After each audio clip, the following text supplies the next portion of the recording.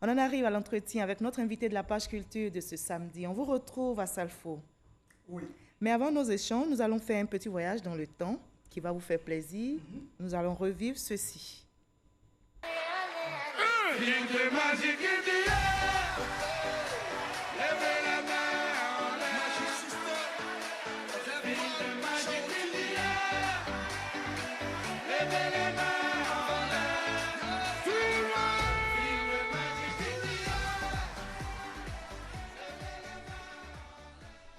Vos impressions à Salfo quand vous revoyez ce concert? C'était bien sûr avant la survenue de cette pandémie qui frappe le monde. C'est ça, exactement. C'est des beaux moments que nous aimerions revivre le plus tôt possible, comme tous les artistes au monde, hein, parce que le monde de la culture est à l'arrêt. Être proche du public, être avec nos fans, c'est quelque chose qui nous manque pendant ces moments-là.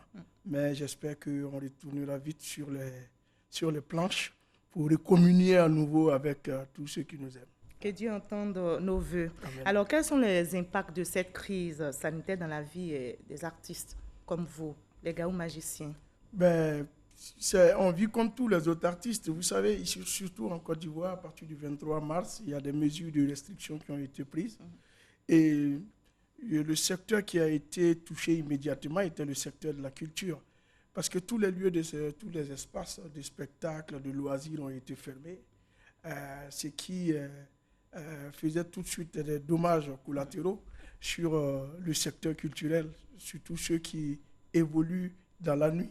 Parce que quand on dit de 21h à 5h du matin, il y a un couvre-feu, c'est toutes les activités nocturnes culturelles qui sont à l'arrêt. Et après, on est passé de 23h à 4h du matin et aujourd'hui, le coup-feu est levé. Le coup-feu est levé, mais le secteur qui subit toujours, c'est le monde de la culture parce que les spectacles ne peuvent pas avoir lieu. C'est interdit de se rassembler à plus de 200 personnes. À ma connaissance, il n'y a pas de salle qui fait 200 personnes en Côte d'Ivoire. La plus petite salle, c'est peut-être 300 personnes. Donc, les mesures de restriction continuent parallèlement à impacter le monde de la culture. Plus de théâtre, plus de cinéma, plus de concerts. Donc, pour le moment, nous sommes en attente. Mais malheureusement, la réponse qui est donnée à cela ne répond pas aux attentes du monde de la culture. Et le coronavirus semble imposer son dictat même au FEMIA 13, oui. Le Festival des musiques urbaines d'Anoumambo organisé par le groupe Magic System. Dites-nous, est-ce que le FEMIA pourra-t-il se tenir cette année? Non, cette année, vous savez, le FEMIA a été reporté. Pour le moment, on ne peut fixer une nouvelle date tant que les organismes ou bien les autorités sanitaires ne nous disent pas que la pandémie est en net recul ou terminée.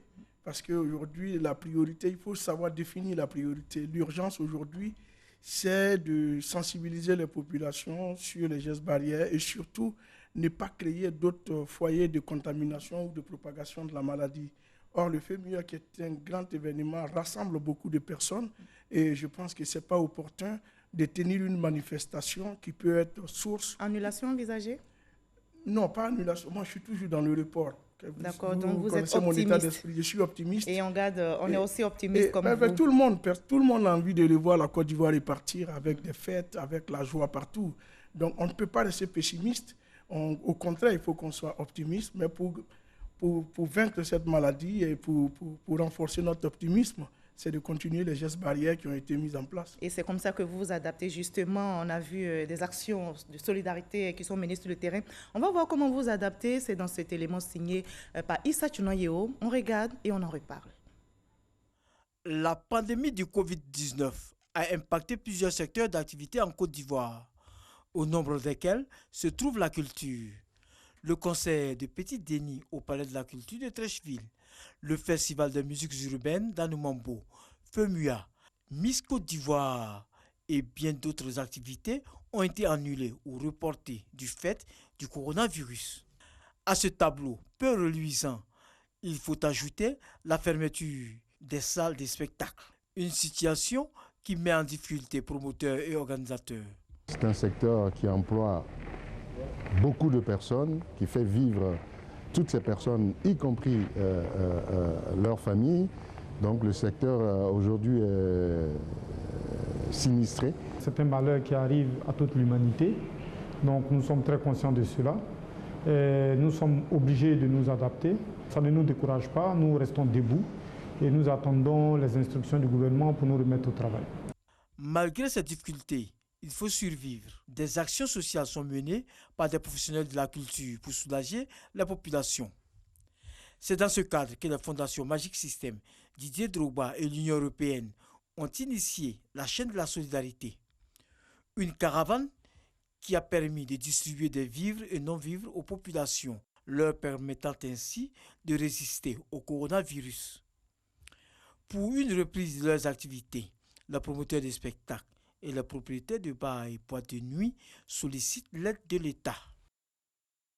Voilà, Salfo, vous ne chômez donc pas cette crise. Votre fondation, la vie bouge à travers une chaîne de solidarité en soutien aux familles démunies. On va en parler, mais d'abord, en tant qu'acteur culturel majeur, quelles actions menez-vous pour aider les artistes dans cette situation difficile? Ben, vous savez, on essaie dans l'ombre de mener des actions qui peuvent permettre à tout le monde de s'en sortir. Bon, ce n'est pas autour de toutes les actions qu'il faut communiquer, mais étant, nous sommes en train de devenir les doyens de cette nouvelle génération d'artistes. Donc, on est beaucoup sollicité. On essaie d'apporter notre petite contribution sans toutefois mettre de la communication autour. Mais l'action qu'on retient déjà avec notre partenaire l'Union européenne, à la Journée de l'Europe, nous avons réussi à mettre en place un concert confiné qui a permis aux artistes de s'exprimer, de toucher un cachet, même s'il n'y avait pas de public. C'était symbolique qu'en cette période, on puisse toucher un cachet. Et je profite de l'occasion pour remercier l'Union européenne pour sa solidarité envers la culture ivoirienne. Le secteur culturel, on le sait, ne renferme pas uniquement les artistes, parce que pour qu'un artiste chante dans un micro, il y a tout un travail derrière, toute une chaîne. C'est un écosystème, c'est d'ailleurs pour ça que je félicite les promoteurs de spectacles en Côte d'Ivoire de se réunir, parce qu'il y a tout un écosystème. On voit un seul artiste en train de chanter, mais derrière, il y a toute une machine.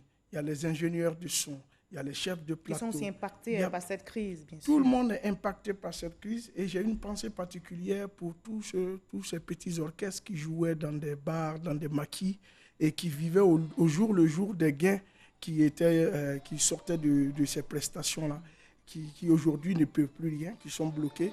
Aujourd'hui, ça fait 60 jours que tout est bloqué pour tous ceux qui mènent des activités nocturnes, culturellement parlant.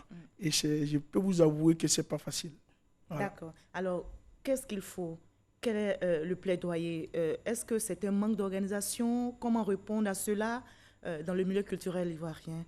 Mais je pense pour que tout ce maillon-là puisse vivre malgré cette difficulté. C'est l'un dans l'autre. Je crois que c'est parce que nous ne sommes pas organisés entre nous que le gouvernement n'a pas tenu compte de nous quand on donnait des subventions pour le secteur informel. Il y a la ministre de la Culture qui avait annoncé, la ministre Koudou Raymond qui a annoncé un fonds d'appui.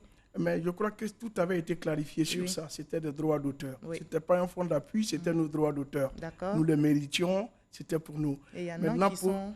Voilà, mais pour la subvention, pour que l'État nous apporte une subvention, c'est parce qu'on n'a pas vu d'organisation autour. Mais cela ne doit pas empiéter sur cet élan de solidarité que l'État a mis à l'endroit de toutes ces PME, parce que chanter aujourd'hui, être chanteur, c'est une PME aussi.